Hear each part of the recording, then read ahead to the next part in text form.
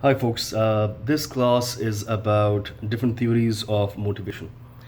So, let me talk about motivation really quickly. This is a topic that we have explored quite a bit in the class. Motivations are your inner drives.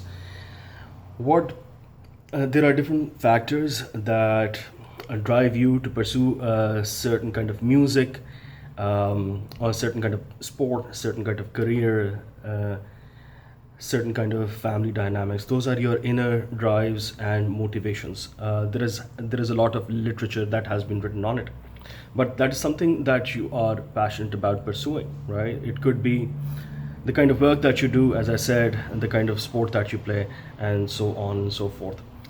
Organizations try to understand individual motivations. Why? Because once people are motivated, they'll be able to do a better job of what they are tasked to do, right? So if you like your job, if you're motivated to do it, then you'd do a good job of it. You'll be effective in that role, generally speaking, and you'll be efficient in that role as well. Most of the time, not trying to generalize, but organizations are always trying to find a good fit with the organizations, right? So if you are not motivated to do something, if your heart is not in it, if your soul is not in it, whatever you pursue, you'll do it. You will not do a good job of it. So organizations trying to find out about what people are driven by, for some, and we learn it a little bit more in detail, what people are looking for. But for some, it could be more money, it could be a position of responsibility, it could be managing other people, it could be having a house, having a family, it could be the opportunity to pursue their goals, whatever they might be, pursue their passion, whether it is music or sport or whatever. So there are different kinds of motivation that people have, and organizations, wherever these employees work, try to find out how they can best leverage those things to inspire people, to motivate people, to help them reach their goals, and in the process, obviously, the organizational effectiveness, improving organizational effectiveness, and the organizational goals are achieved as well. There are three different definitions on the employee motivation slide. Employee engagement, drives, and needs. Employee engagement is something the organizations are working on consistently and continuously.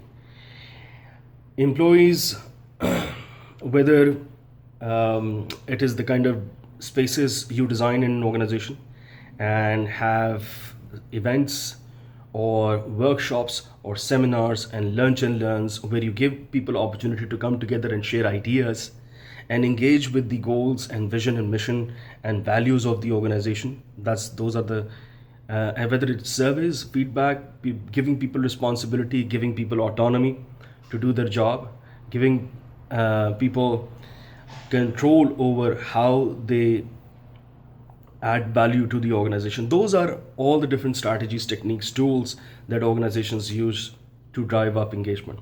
When employees are engaged, they are more punctual, they are more disciplined, they are more interested in what the organization is doing, and about what their role is and how they can add value to the organization.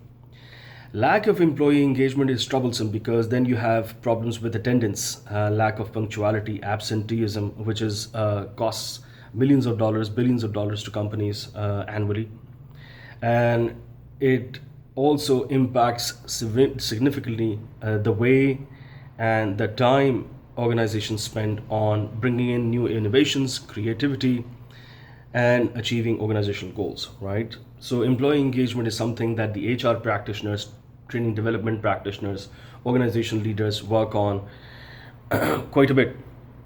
Drives are things that are hardwired characteristics of the brain that correct deficiencies or maintain an internal equilibrium by producing emotions to energize individuals. A lot of hard words there, but basically it is your inner, how you feel inside about a certain thing, about a certain concept, about a certain idea, about a certain belief, and what keeps you sane, what keeps you in good balance. What keeps you motivated to pursue the things that you want to pursue, right?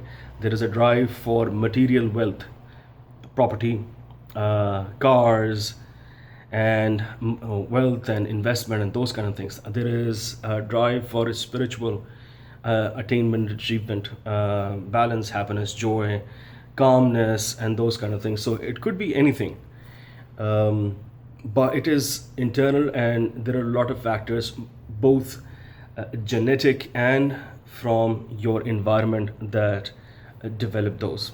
Needs are goal directed forces that people experience, right? So needs are different than wants. So want could be some luxuries like a car, but need could be a mode of transportation. So right, you need to go from one place to another place. You could take a bus, you could take a train.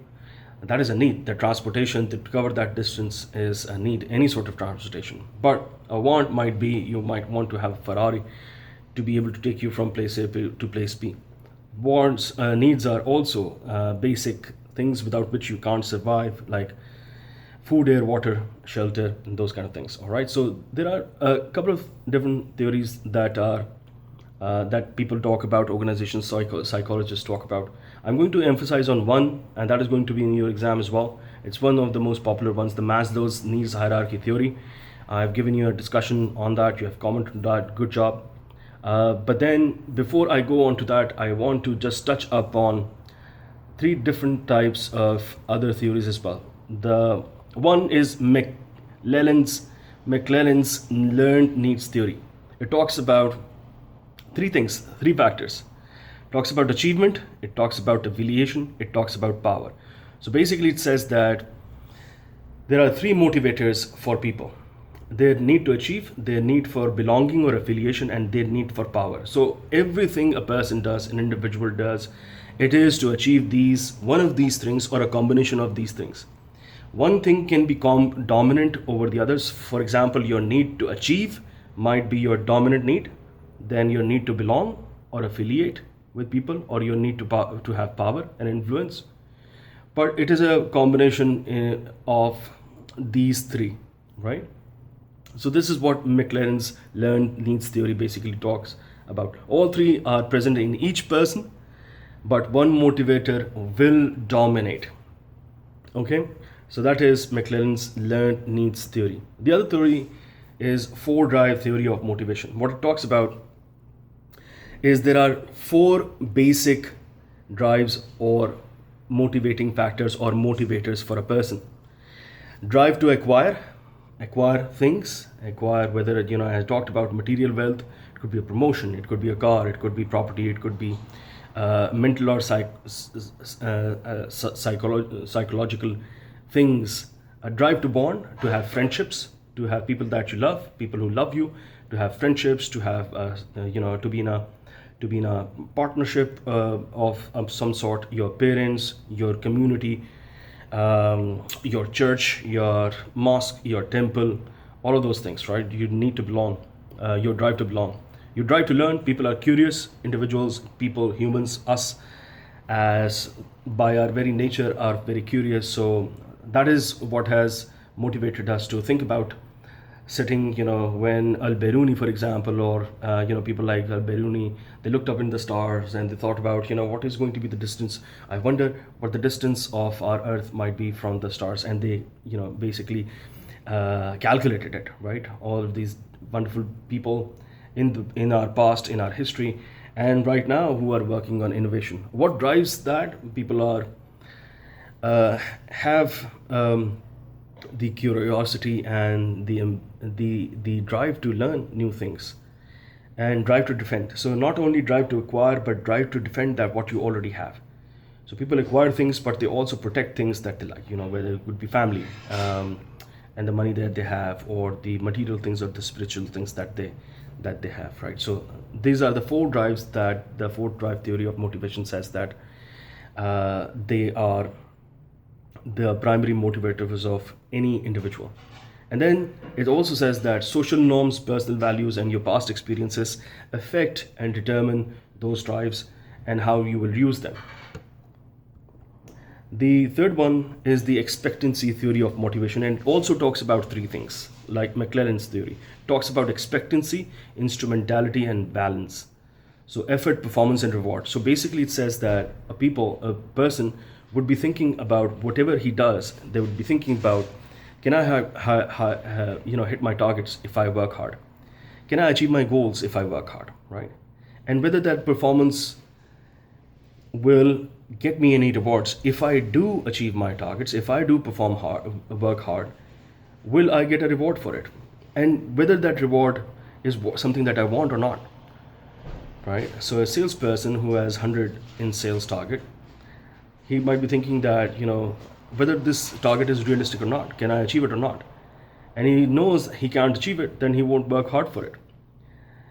If he thinks he can achieve it, but he thinks that he's not sure about the reward he's going to get, whether this performance will get him a reward or not, then he might not pursue it. Why put in the effort when you're not going to get a reward, when you're not sure about the reward?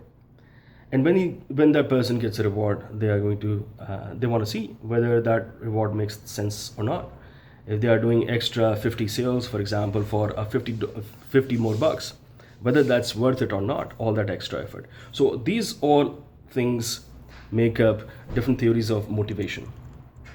I want to go back to Maslow's needs hierarchy theory, and what it says is, as you must have seen in the video that I shared before, and you've commented on the discussion board as well, that there are basically 5 different levels of needs.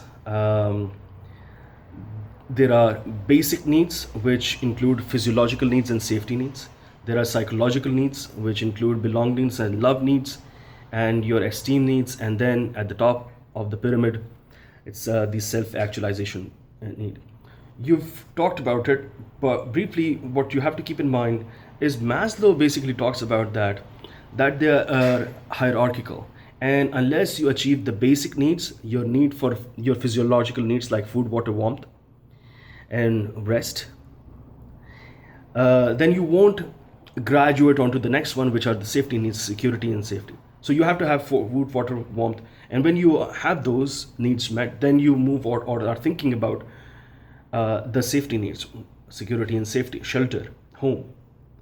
And only when those needs are met, then you move on to the next set of needs, which are the psychological needs, which is a need for belongingness, to have friendships, to have intimate relationships, to have family and a gang, so to speak.